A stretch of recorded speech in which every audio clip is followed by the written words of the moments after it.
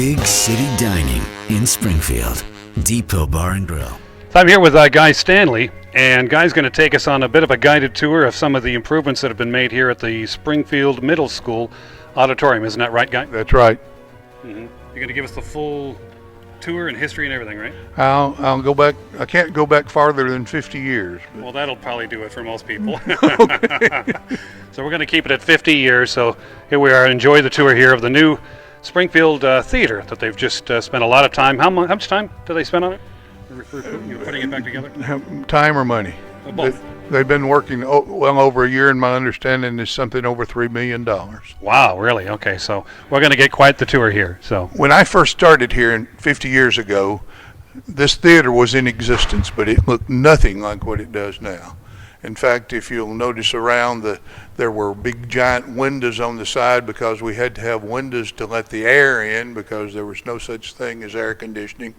All of those great acoustical tiles that you see there now, as well as the decorative tiles, hadn't even been invented at that time, I don't guess. There was asbestos type tile ceilings, and the only thing that's similar as you look upstairs there would be the chandeliers, which have new LED lights in them, I understand, but they were there. They were there even when I remember that Guy Lombardo and the Royal Canadians played here early in my teaching career, maybe 47 or 48 years ago.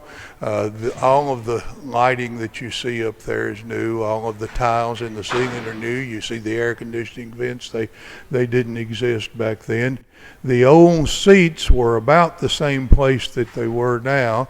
There were actually 1,000 of them then, and I think now there are about 880 because they tell us that our bodies have gotten bigger now than they were then.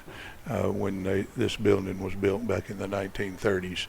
The stage area was somewhat similar. There were gold curtains, and if I remember correctly, when I started here, they were about to fall down, and we got them replaced.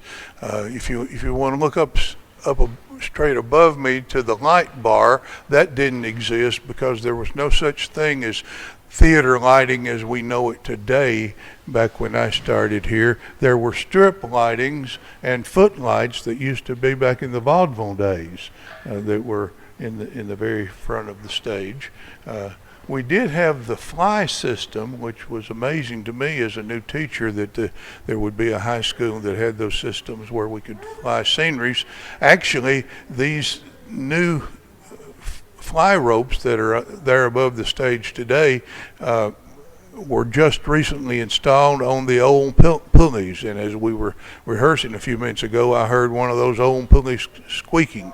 But the seats were padded and old and falling apart, and now they've all been replaced with old-looking brand new seats that in a little while, right down there, if you'll look on one of these arms, there will be plates where you could actually support the Springfield Middle School Theater program and the Robertson County Players by sponsoring one of these seats and getting your name put on one of those seats for a mere $150. And we've sold several of those, but some of them are still for sale. The balcony right before the restoration was in much need of repair. The seats were much in disrepair. The old seats, which were then well over 50 years old, maybe 60 or 70 or 80 years old, I guess, if you did the arithmetic, were actually just about falling apart. Guy, I want to thank you for that great tour.